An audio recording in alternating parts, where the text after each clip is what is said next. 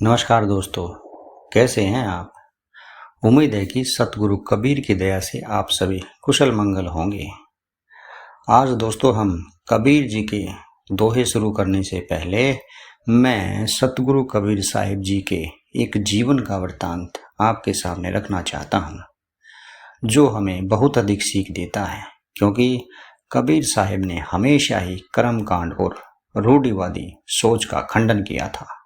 उन्होंने हमेशा ही इस बात पर जोर दिया कि वो परमात्मा, वो सच्चिदानंद, जिसे हम इधर उधर के कर्म कांडों में, अंधविश्वासों में खोजने की कोशिश करते हैं, वो सतगुरु, वो परमात्मा बाहर नहीं है कहीं, वो तो हमारे अंदर ही है।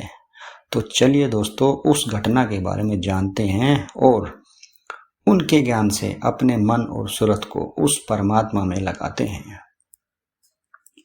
कबीर जी का यह किस्सा दोस्तों उस समय का है जब श्राद्ध पक्ष के दिन चल रहे थे और गुरु रामानंद जी को अपने पितरों को श्राद्ध कराना था। इसमें मान्यता ये होती है दोस्तों कि जो श्राद्ध होते हैं उसमें पितरों के जो पितर होते हैं, पितरों के पसंद की चीजें बनाई जाती हैं जिससे वो संतुष्ट हो जाते हैं। इसलिए रामानंद जी ने कबीर जी से कहा, जाओ और गाय का दूध लेकर आओ। कबीर जी दूध लेने निकल पड़े। रास्ते में उन्होंने एक मृत गाय को देखा। उन्होंने मृत गाय के सामने घास रख दी और दूध का पात्र लेकर वहीं खड़े हो गए। अब श्राद्ध का समय निकला जा रहा था। जब कबीर जी दूध लेकर गुरु के पास नहीं पहुंचे, तब रामानंद जी दूसरे शिष्यों के साथ उन्हें ढूंढने निकल पड़े। उन्हें रास्ते में मृत गाय के पास कबीर जी को खड़े देखा और उन्होंने पूछा, तुम यहाँ क्यों खड़े हो। कबीर जी ने कहा, गुरुदेव, यह गाय न तो घास खा रही है और न ही दूध दे रही है। इतना सुन रामानंद जी ने कबीर जी के सिर पर हाथ रखते हुए कहा, पुत्र, मृत गाय भी कभी घास खाकर दूध दे सकती है। इस पर कबीर जी ने तुरंत प्रश्न किया, जब आपके पूर्वज जो वर्षों पूर्व मृत हो चुके हैं, वे दूध पान कैसे कर सकते हैं। गुरु रामानंद जी ने अपने शिष्य की ये बात सुनी तो वो मौन रह गए और कबीर जी को हृदय से लगा लिया। इसी वजह से कबीर जी रामानंद जी को बहुत प्रिय थे। तो दोस्तों, इस घटना से कबीर जी ने हमें यही संदेश देने की कोशिश की है कि हमें किसी अंधविश्वास, आडंबर पर अपना जीवन व्यर्थ नहीं करना चाहिए और अपना ये जीवन उस परमात्मा को पाने में लगाना चाहिए जो हमारे अंदर ही है, बाहर नहीं है कहीं। तो दोस्तों, चलिए अब सतगुरु कबीर जी द्वारा रचित अमृतमयी दोहों की यात्रा पर चलते हैं और अपना ये समय उस परमात्मा के चरणों में समर्पित करते हैं।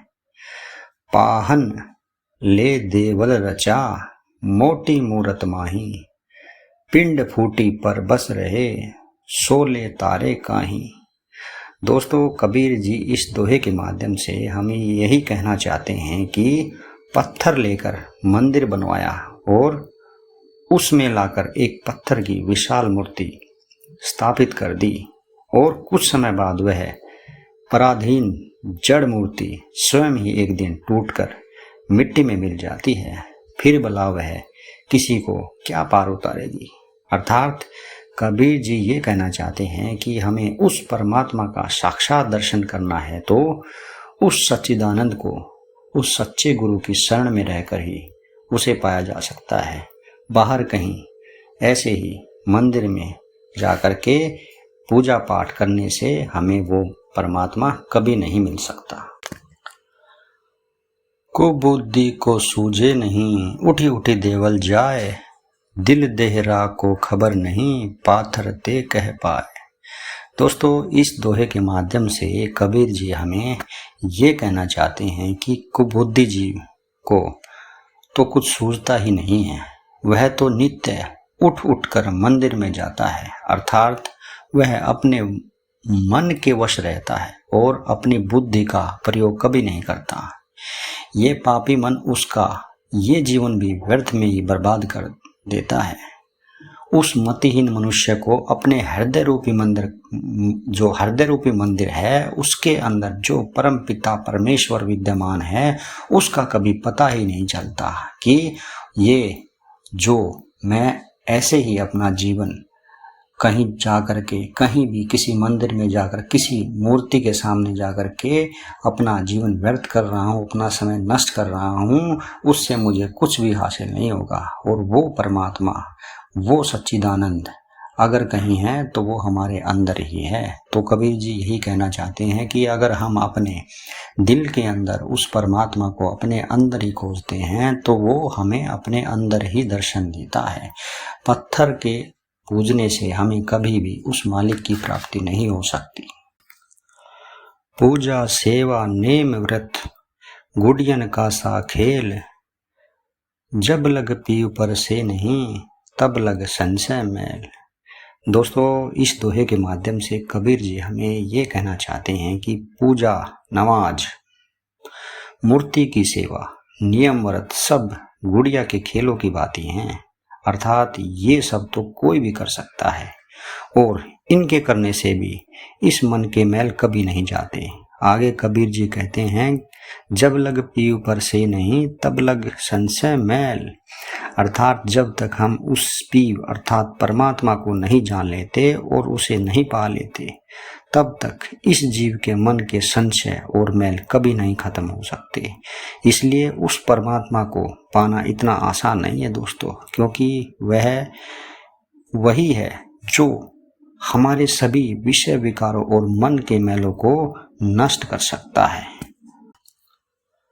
तो दोस्तों, आपको आज का ये मेरा वीडियो कैसा लगा, आप मुझे कमेंट करके ज़रूर बताइएगा। और हाँ, अगर आपको ये मेरा वीडियो पसंद आए तो आप इसको लाइक कीजिएगा और मेरे चैनल को सब्सक्राइब कीजिएगा। तो दोस्तों, कल फिर मिलते हैं इसी समय कबीर जी के कुछ ऐसे ही दोहों के साथ। तब तक के लिए आप अपना ख्याल रखिएगा।